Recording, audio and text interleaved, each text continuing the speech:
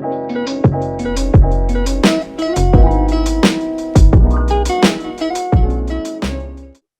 everybody. Welcome back to the Human Perspective.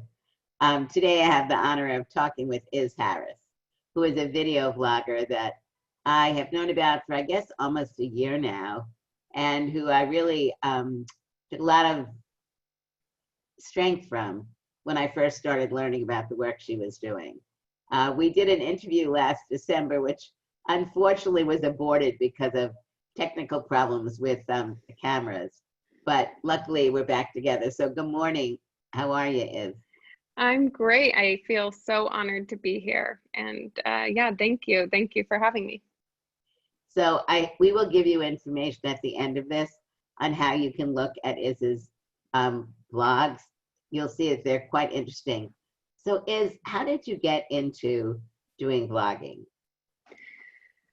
Well, I had been a filmmaker. I'd been doing commercial filmmaking, wedding filmmaking for years. My husband and I both started learning videography as broke college students, just as a way to cover the bills. And then as I had my children and my son, who was diagnosed with autism around the time of being 18 months, I decided to take time off to be with him full-time, time off work. So that kind of triggered a career transition where by the time we had really gotten him set up with the systems and supports that he needed, I knew I didn't want to go back to weddings. I wanted to do something different. And I really wanted to do something about our life and our travels, but I had no idea of the world of YouTube. So in my mind, it was like, well, you can't do something about you, that just doesn't exist. And then I decided to Google how to document your travels, how to share them. And I saw first that there were travel bloggers, and I was like, okay, maybe I could do that. I could write blogs about what we're doing.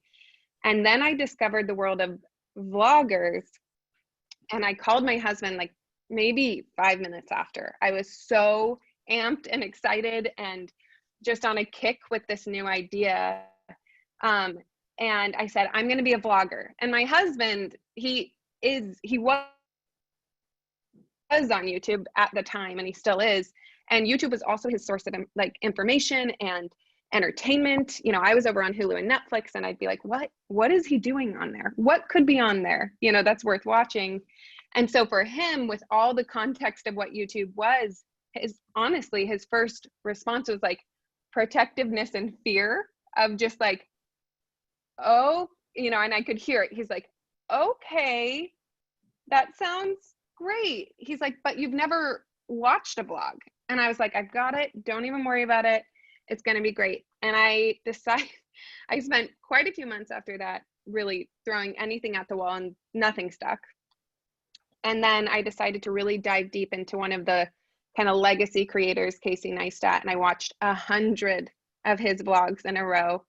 They're numbered 0 through when he was doing these daily vlogs.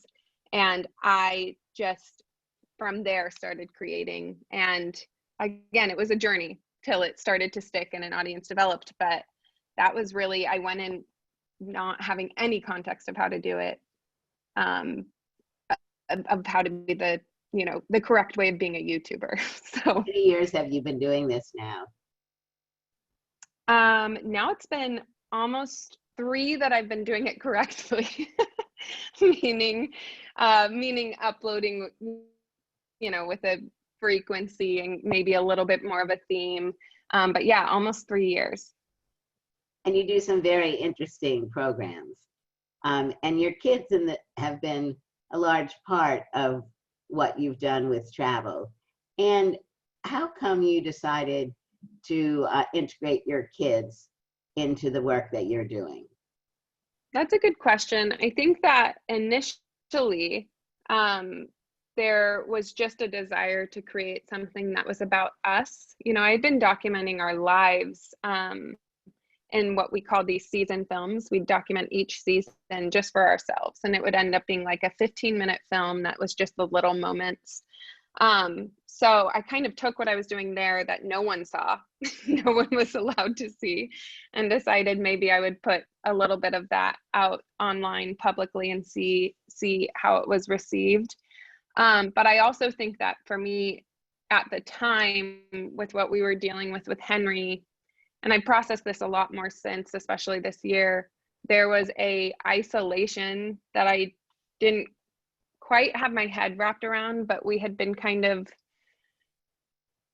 displaced out of, our community into a new school setup in this whole world of therapists and doctors and teachers and Montessori, and it was a whole new world, and I knew no one in it, and it really is a world in and of itself.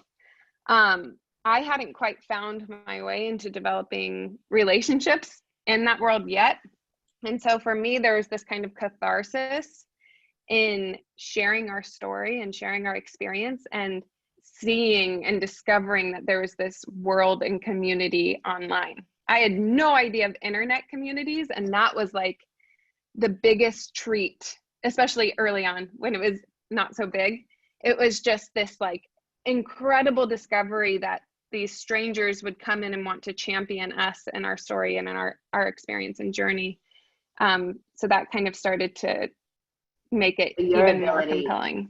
Your ability to meet other families who had kids with disabilities was a real eye-opener for you. And now I presume people are also looking to you and your family and the work that you're doing. And so now you're becoming a senior member of the community, so to speak.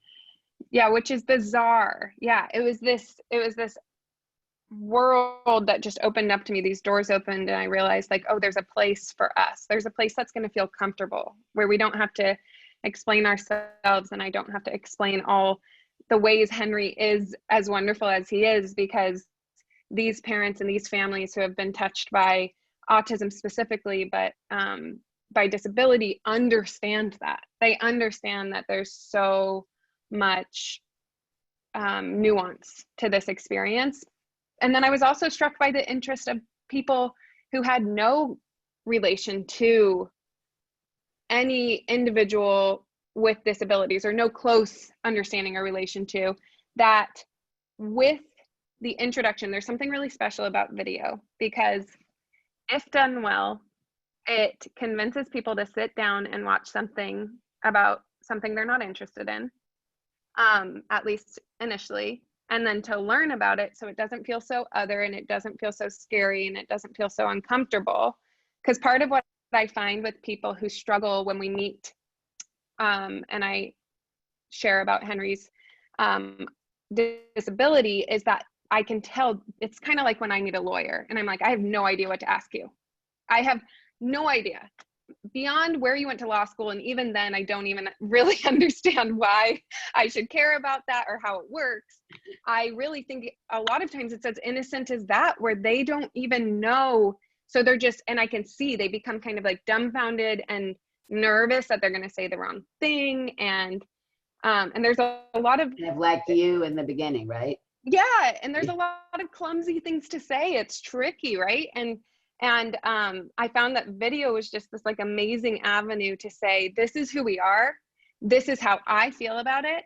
This is, at least at the context, at the time of Henry being this age, this is how he seems to feel about it. And welcome, like, come on in and we'll kind of figure it out together. I still haven't quite found how to do that in person, which is interesting. But via video, it opened the doors to so many people feeling comfortable enough to join us and not feeling that barrier of, I don't want to say the wrong thing. I don't want to be offensive. I don't really understand autism. I have a lot of assumptions about it, because it's been portrayed really kind of in this linear way, narrow way. But yeah, that was an interesting like eye opener for me. One of the things I like about looking at some of your vlogs with your two children is how you bring both of your children into this. So tell us a little bit about your younger son. So Oliver he is incredible. He's 4 years old. He is exactly the perfect match to Henry. Henry's incredibly docile. He's really very positive almost all of the time. There's There's a certain innocence about him. Oliver is like straight to the point. He is very assertive. He knows what he wants. He is extremely communicative. He's extremely like he wants to connect, and he will give as much as he gets. And so the two of them, it is a really fascinating thing to see how Oliver's assertiveness matched with Henry's kind of go with the flow, like beautiful, just innocence.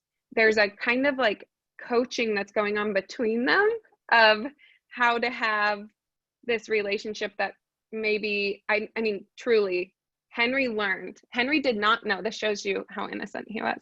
And it was kind of blissful because it made things a little easier for me. We had tantrums that were mostly due to Henry's inability at the time to communicate, and that was really frustrating. But for the most part, once he was verbally communicating, he did anything I said. And it wasn't until Oliver was like speaking that I remember the moment Henry saw Oliver say no to me, and he was like, "You can do that? Like, you can say no to them?" And like Oliver came straight out of the womb ready to say no. Like, he was like no from the moment that I was, doing anything with him. He was just very, very like, he had this knowing inside of him. Well, we discovered so did Henry of what he wants and what he doesn't want. But it took watching his brother. Henry needed a role model. Yeah. And so he's learned that from him. And then I've seen Oliver learn this kind of like, Henry's really brilliant and he's really interested in things that a kid his age, he's 7, wouldn't typically be interested in. Sewage systems, water treatment plants, electricity and how it works, cumulonimbus clouds and how they form and why they form and what happens when they form. I have learned so much stuff that I never thought I'd need to know. And I'm not sure. I think Oliver, honestly, like when given the choice, he's much more typical in that he's going to learn all he can about like Paw Patrol, right? Like he's right at the level with his peers of what they are really fascinated with.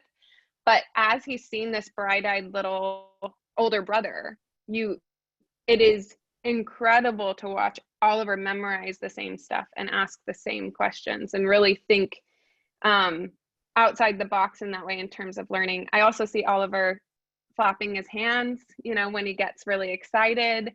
I see him plugging his ears when he gets overwhelmed. There's something really, it makes me a little emotional because we've had a lot of instances where teachers or therapists or strangers have tried to control the ways that he self-regulates. So either putting his hands down, or we had one instance where we went to do a Christmas photo with Santa, and the Santa, put his hands down and my heart just like sunk.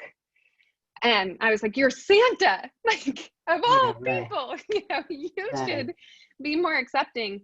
But I've loved to see that when a child grows up without the context of autism or different ways of self-regulating or coping or being different, they find them very useful themselves. He's like, hand flapping's fantastic.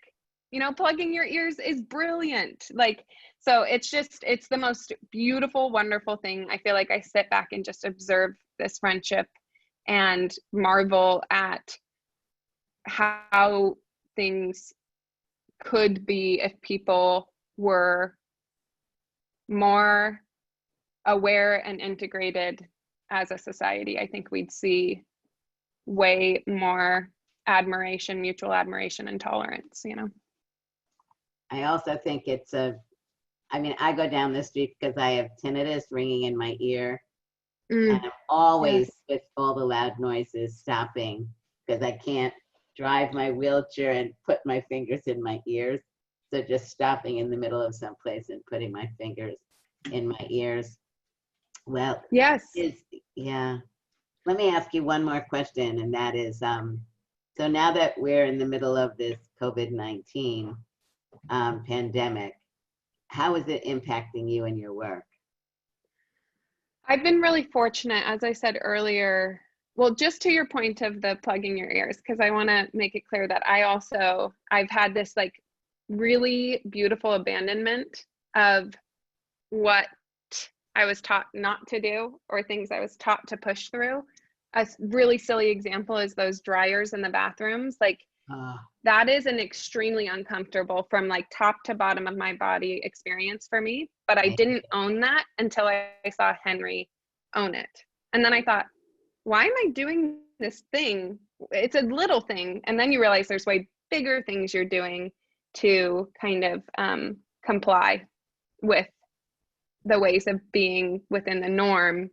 And Henry's taught me that that is drastically overrated.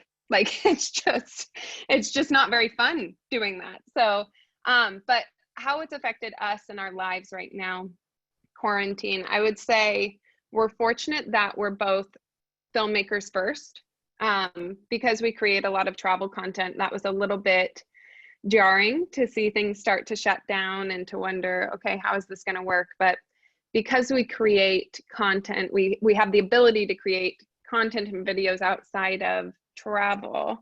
We've really been able to kind of turn inward and start making things maybe more about mental health or self-care, or little lessons of taking things a bit slower, whatever I'm learning as I'm going, trying to share that. And so I do feel like within the travel community, we've been lucky, but I'm starting to definitely miss exploring in that way. And I would say that in our family life, travel is a really big part of Henry getting outside of his routine and growing. And it's always been a big growth experience for him that he gravitates towards.